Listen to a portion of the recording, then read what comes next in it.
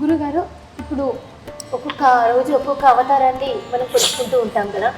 మొదటి రోజు అమ్మవారు ఏ అవతారంలో మనకి దర్శనమిస్తారు, ఆ అవతారం యొక్క నామం ఏంటి, ఆ రోజు అమ్మవారికి సమర్పించవలసినటువంటి నైవేద్యం ఏంటి, అదే రోజు మొదటి రోజు అమ్మవారిని కొలుచుకోవడానికి తగినటువంటి మంత్రం లేదా శ్లోకం ఏంటి? ముఖ్యంగా 9 రోజుల్లో మనం అమ్మవారిని 9 అవతారాల్లో కొలుస్తూ ఉంటాం. ఈ అవతారాల విషయంలో చాలా గందరగోళం ఉన్నది.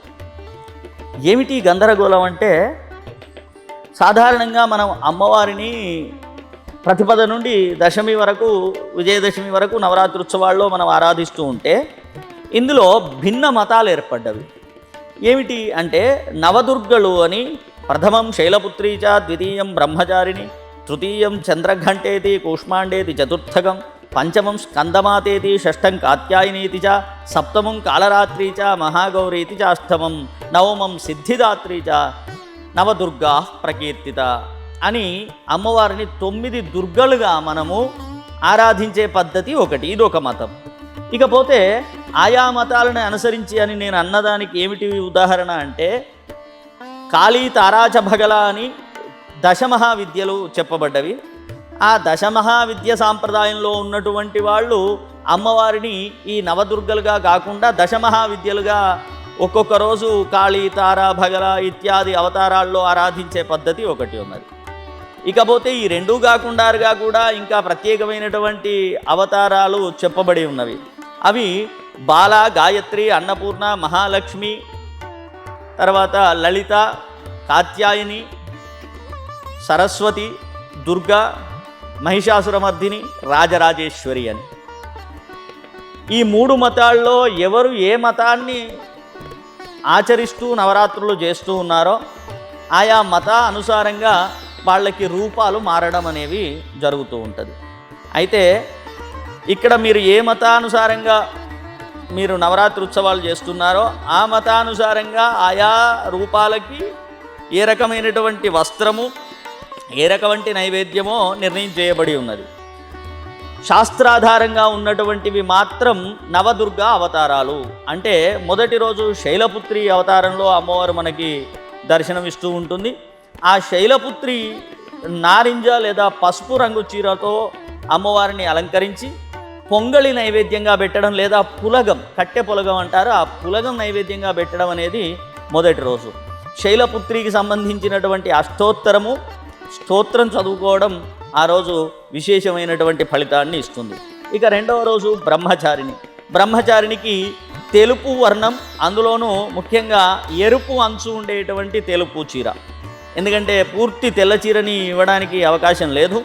అది కేవలం ధూమవతి అవతారానికి మాత్రమే. అంటే దశమహావిద్యల సాంప్రదాయంలో కనుక నవరాత్రులు జరిపినట్టయితే అందులో ధూమవతి అమ్మవారు 7వ రోజు వస్తుంది. ఆ రోజు ఆవిడకి అచ్చంగా తెల్ల చీర, ఆవిడకి అంచు ఏది లేకుండారుగా, దశాహీనం అంచు లేకుండారుగా తెల్ల చీర మాత్రమే ఆమెకి ఇచ్చేటువంటి సాంప్రదాయం ఒకటి ఉన్నది. అది మన సాంప్రదాయంలో, ఈ నవదుర్గా సాంప్రదాయంలో లేదు. కాబట్టి రెండవ రోజు బ్రహ్మచారి అమ్మవారికి తెల్ల చీర ఎరుపు అంచుతో లేదా నీలిరంగు చీర పసుపు అంచుతో ఉండేట్టుగా అమ్మవారికి సమర్పించి ఆ రోజు పులిహోర నైవేద్యంగా ఇవ్వడం. ఇక మూడవ రోజు చంద్రఘంట అమ్మవారికి ఎరుపు లేదా పసుపు రంగు చీరని, కొబ్బరి అన్నాన్ని అమ్మవారికి నైవేద్యంగా ఇవ్వడం, అమ్మవారి యొక్క అష్టోత్తరాన్ని పఠించడం శ్రేయస్కరం. 4వ రోజు కూష్మాండాదేవి.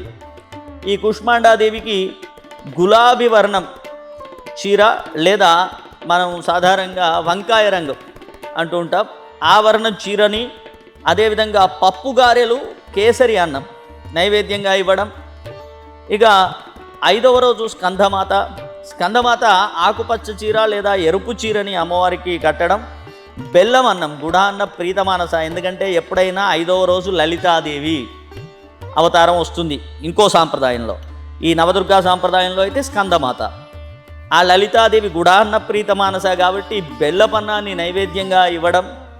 అదేవిధంగా 6వ రోజు కాత్యాయనీదేవి పసుపు ఆకుపచ్చ వర్ణంలో ఉండేటువంటి చీరని అమ్మవారికి సమర్పించడం. అలాగే పెరుగన్నాన్ని నైవేద్యంగా సమర్పించే పద్ధతి ఒకటి చెప్పబడింది.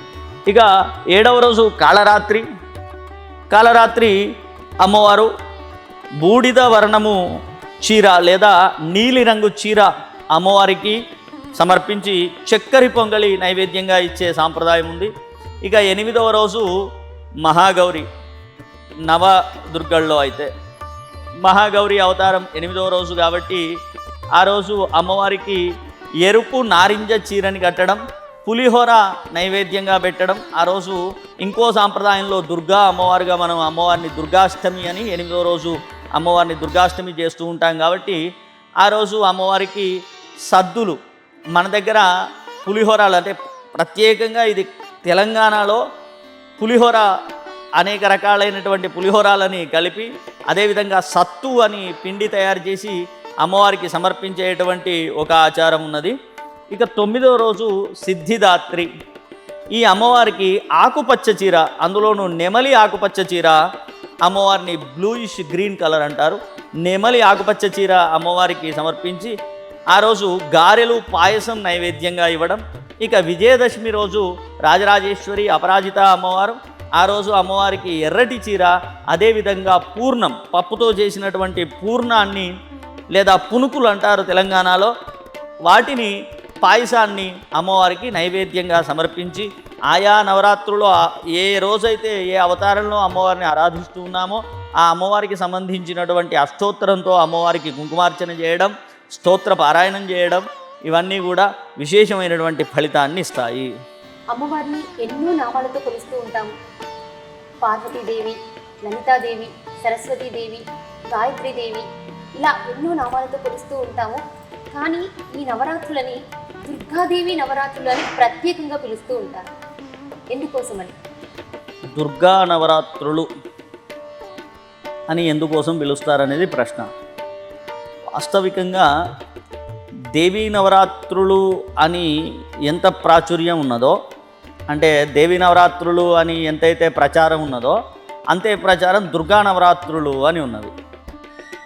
ఎందుకు అంటే 9 రోజులు అమ్మవారు మహిషాసురుడితో పోరాడి దుర్గాదేవిగా మహిషాసుర మర్దినిగా 9వ నాడు రాత్రి మహిషాసురుడిని సంహరించి దేవతల యొక్క దుఃఖాన్ని పోగొట్టింది.